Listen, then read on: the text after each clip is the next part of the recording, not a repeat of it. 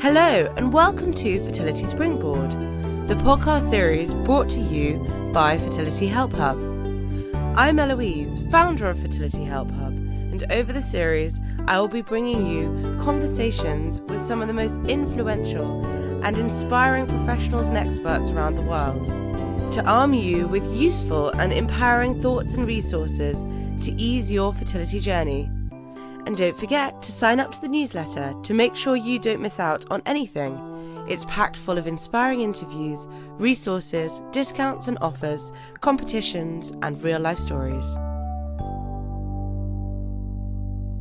Good morning. Today I'm being joined by the lovely Manon Lagreve, who is the star from a previous Great British Bakeoff and also has the blog Manon's Little Kitchen. Welcome, Manon.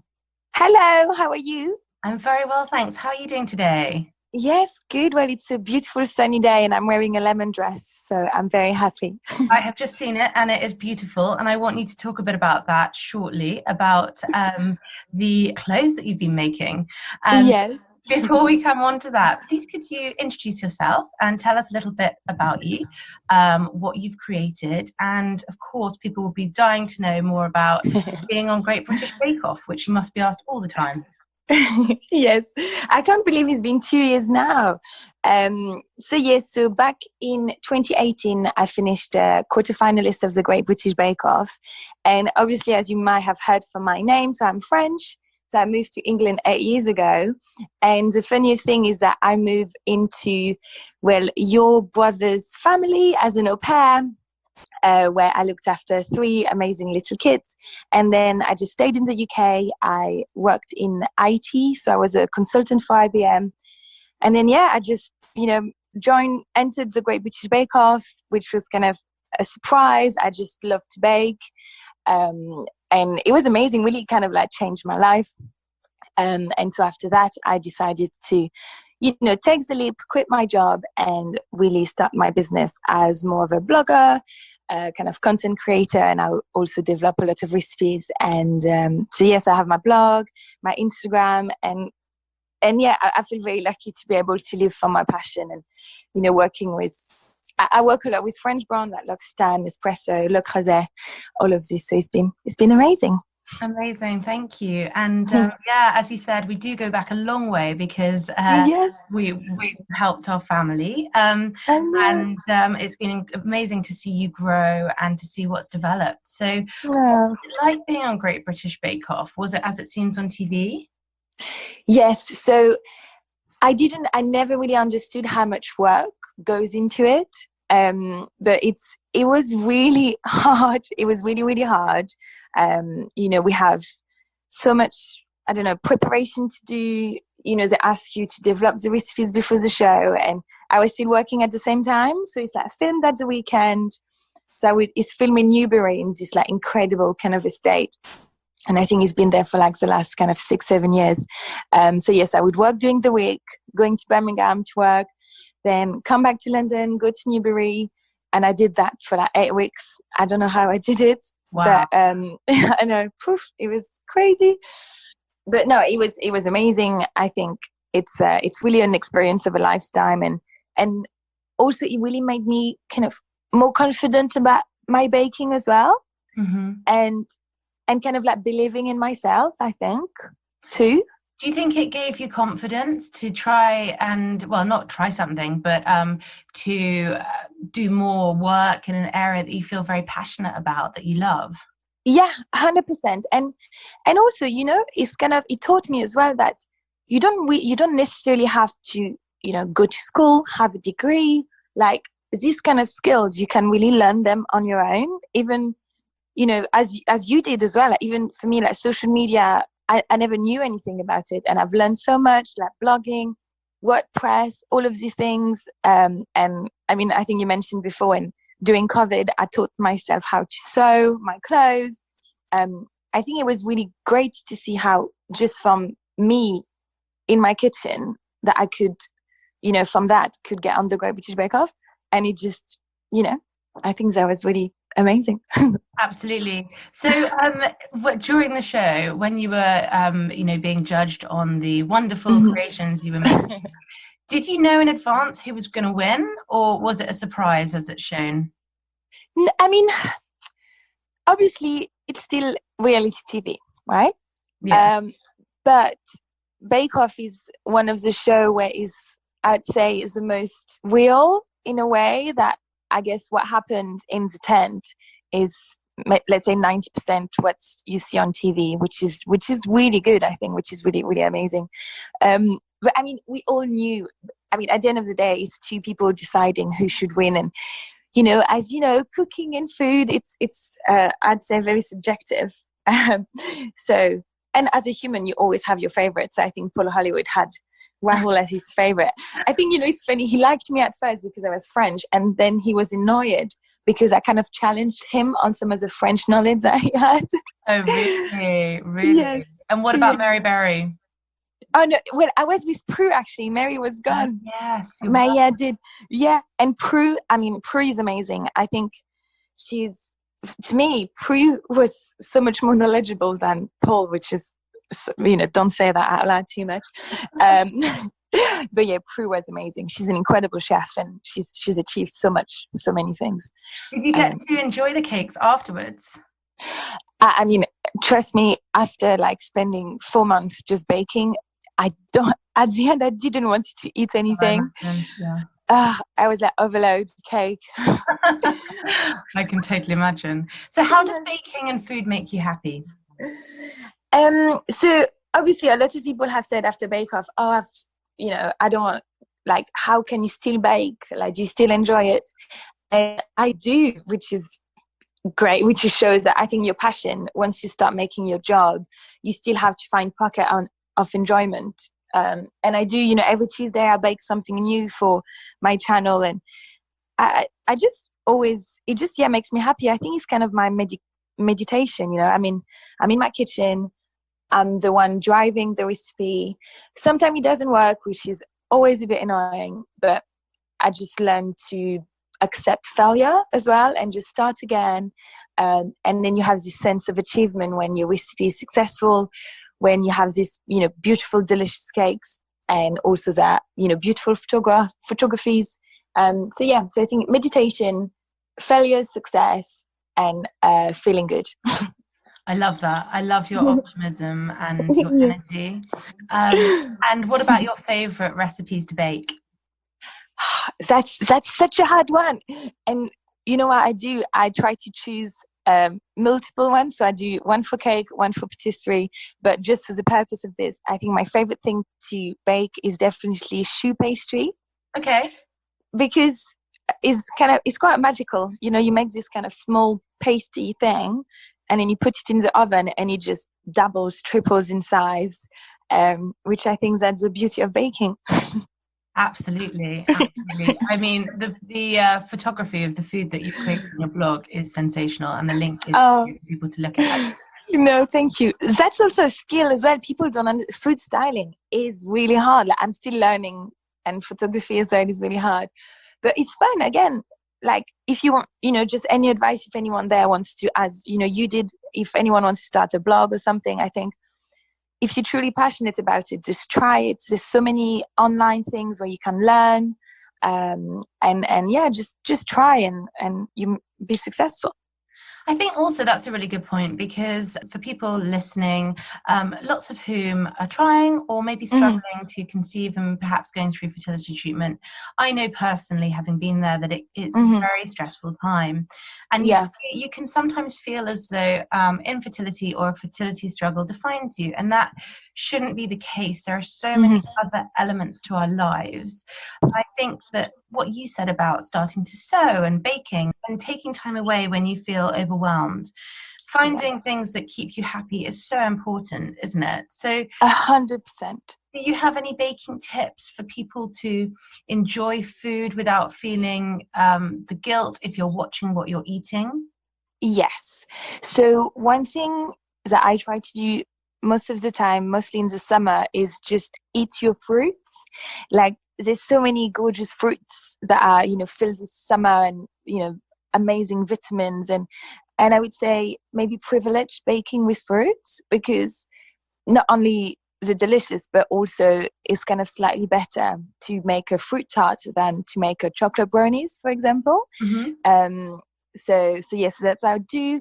And then also, you mentioned the word guilt, and I think food is one of these, simple pleasure that I think we should cherish. And when you're going through a rough time, I like to sit down at the table or, outside and just really put my phone down and just appreciate the food I'm eating or the dessert I'm eating that I've chosen to eat, and to, give me time to actually settle down, eat it. So really just, cherish these small moments. I think it is quite important, and you won't feel guilty about it because you're spending a happy moment eating your dessert or your food. Absolutely. And also food and baking can bring people together, can't it? You don't have to do it on your own, and then to share in enjoying whatever you've created can be fantastic. Yeah.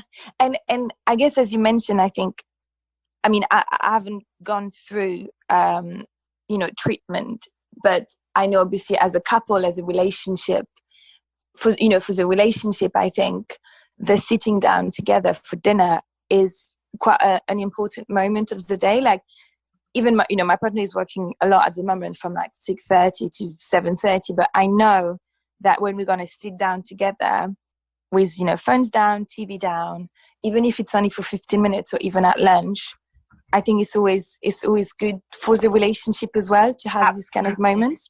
Absolutely. Especially during a time like we've had with COVID, where yes, you feel very, very lonely. To find things you really enjoy and you can do on your own or do together can be really uplifting. For sure. And as you mentioned as well, kind of like sewing. Yeah, I think it's what you said is so important. Is like finding what makes you happy.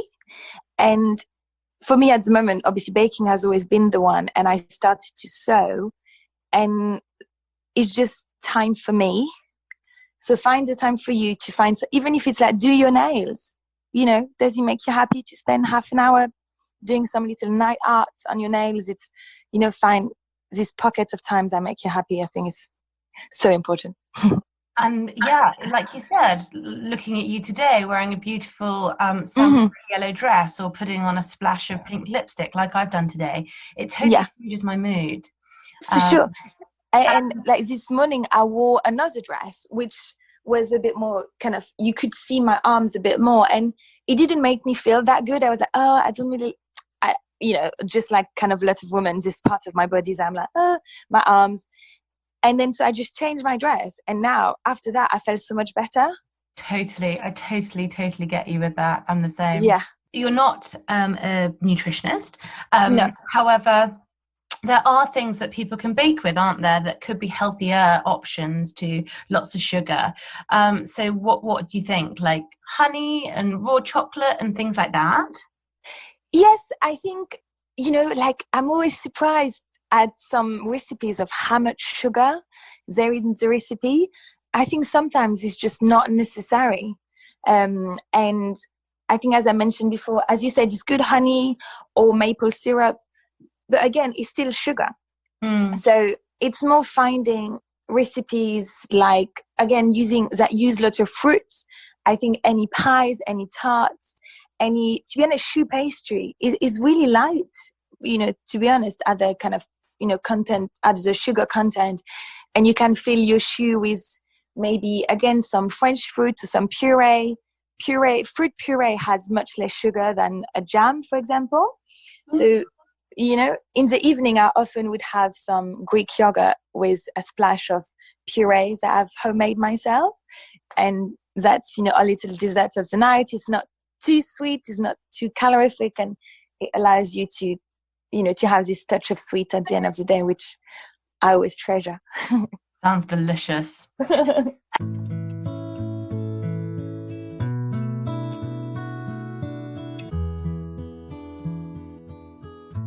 next thing I wanted to ask you, which I've seen you write about actually, is how do you look after your skin? What's your skin regime? So, as a lot of French people would tell you, it's probably less is more. I always clean my skin at night. I always put some moisturizer every day and also some SPF. to be honest, that's about it. I also love scrub. I have like this Moroccan scrub gloves. Yes. Not sure if you know. Yeah. This is literally, I just always do it in the shower, all over my body, a little bit of my face. And you can already touch after a shower. I've done it this morning. Is that, you're so much softer. I think really it also helps to regenerate the skin as well. That, and also I'm a big fan of L'Occitane. Do you know L'Occitane? Yeah, I love those products. Yes, they're so good. I'm also very lucky to work with them. So I have a bathroom filled of L'Occitane, which is very lucky. So I would say clean, scrub, moisturize, SPF. And I don't know, have you tried retinol? No. Again, I listen to a lot of podcasts, and apparently retinol is scientifically proven to be kind of one of the only anti-aging that actually works. So interesting. Maybe in a few years. Well, I was about to ask you, what have you learned about self-care? But it sounds like from listening to podcasts and trying different products, self-care is really important to you. Yeah, it is. And as you said also, like, I don't wear that much makeup. So I never really wear foundation. And I would put maybe a little bit of blush or of powder, or also highlighter is dream. Like, it's a game changer. I think on a gloomy day, a little bit of highlighter around your cheeks and stuff makes you look so much nicer and so much more glowy. These are great tips, because when everyone, like, now that we're hopefully coming out of lockdown, although who knows what's going to happen, people, I mean, I know I am personally, people are feeling probably quite like they haven't really had the best regimes. It's about survival rather than enjoying things, and rather than looking forward, and rather than being able to have the time for self-care even. So it's so important to find things that make you feel good, and encourage you to be happy. Yeah, for sure. And even, I don't know about you, but I don't have a lot of makeup, but every single pieces of my makeup is, again, kind of like treasured, I love like the Chanel makeup, and I buy it maybe every 2 years. I'll have a new highlighter, but then I'll keep it for such a long time, and I don't need to buy anything else. So, even if it's expensive to first buy, then I just keep it, and it's, and I would rather spend that on that than buying I was going to swear, a less expensive highlighter that wouldn't, make me feel as good. Definitely. So, Manon, what do you like to do aside from baking? Well, what do I like to do aside from baking? I love to run. So again, I think another thing that makes me feel good is being outside. So me and my partner try to go for a run in the morning. If it, like, we try to do every day, but obviously you need to also kind of regenerate your body. So we do it about 3 days a week. It's only 5 kilometers, but just the fact of going outside the park in the morning, it just really energizes me. And when we don't do it, I don't have as good of a day.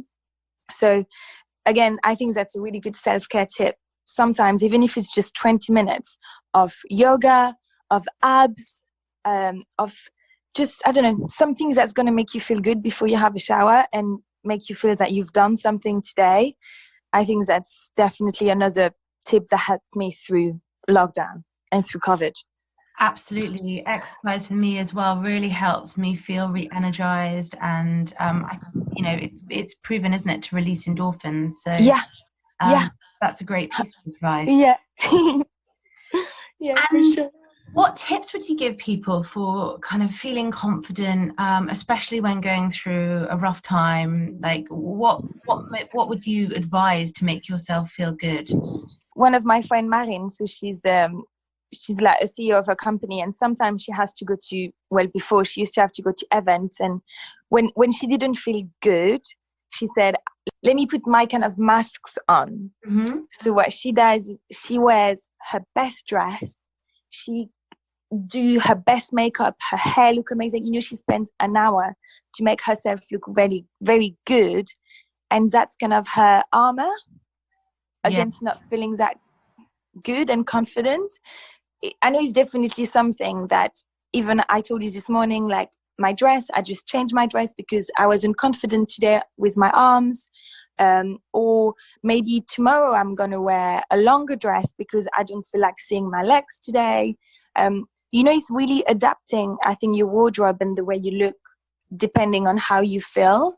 And some days you're going to feel amazing and it doesn't matter. But some days if you're not going to, it's really the time to focus on you. And also, I don't know, that I've never really worn sweatpants or things that, everyone says it's comfortable. But to me, it just doesn't really makes me feel good, even if I stay at home.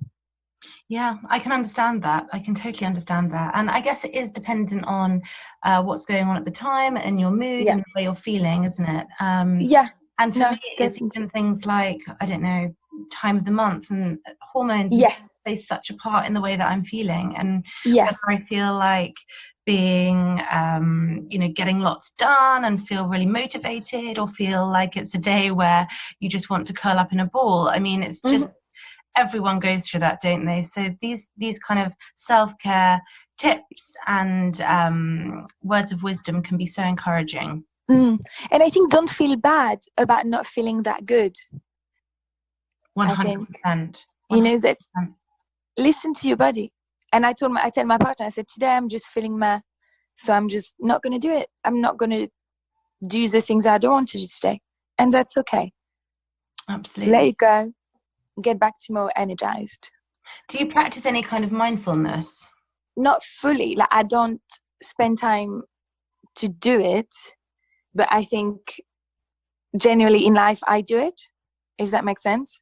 Yeah, you're just conscious of what's going on around you. Yes. And I'm also very grateful. Sometimes if I have a bad day, even I tell myself, or I tell my partner, honey, we're so lucky, breathe in. Oh yeah, I do that. I do breathe in, breathe out.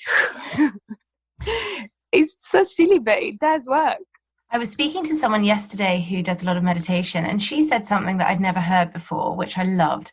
She said, become best friends with your breath, because your breath can help you through everything. Your breath is always with you, and your breath can calm you down, and you're in control of your breath. Oh, that's so true. That's really good. Yeah, so true. So yeah, I guess I do it unconsciously, but no, you're right. And also sleeping. I'm such a big sleeper. Do you sleep well? I mean, I know you've been so busy. But I can't say I've been sleeping well recently. But I do. I am someone who needs my sleep, and I know when you're going through fertility treatment and you're trying to conceive, sleep is a great thing too. So I am always conscious of trying to get between 7 and 8 hours sleep a night. But of course, life can get in the way of that, and anxiety can get in the way of that. And I don't think that people should panic if they can't do that every night. But if you can, try to wind down earlier on in the evening and really think about sleep, not to the point where you have insomnia, but really kind of value what sleep can bring you. It's great, because I feel like I can conquer the day when I wake up after a good night's sleep, versus waking up feeling sleep deprived, which almost feels like a hangover. It does. And then you just try to drink coffee, which doesn't help really, because it makes you more nervous. No, I think, even, we watch Netflix every night. I mean, just like everyone, but before we would watch an extra episode, but now we don't. So then at 10, we just go to bed, we read a book or a magazine, put the phone down, and that's half an hour. So, just this kind of small change really do make a difference. Definitely. I love that. And this extra episode, really, you don't need it. But this extra hour of sleep, you do need it. Totally, because it can be so easy to binge watch something, can't it, when you're getting into it? For sure. Yeah, for sure. But again, I think these tips are really good and stuff, but don't feel guilty. It's just, if you think about it and if that makes you feel better, it's great. That's, I guess it works for me. 100%. And so what's next for you? What does the next chapter hold? What is the next chapter? Well, I'm actually working on a business to create a dress collection. Amazing. Which is exciting. And well, I'm actually started trying for a baby. So that's a next thing as well. Gosh, there's a lot going on. Yes. No, so that's exciting. I think, I'm ready, hopefully, touch wood and stuff. But that's, I really want to focus on me and on maybe our future family, and then on another business out of still doing my blog and Instagram, but maybe do something a bit different. So that's exciting. Very exciting. Well, thank you so much for your honesty and your energy today, and very much look forward to following what you're doing and speaking to you soon. Yay! Thank you so much, and you take care.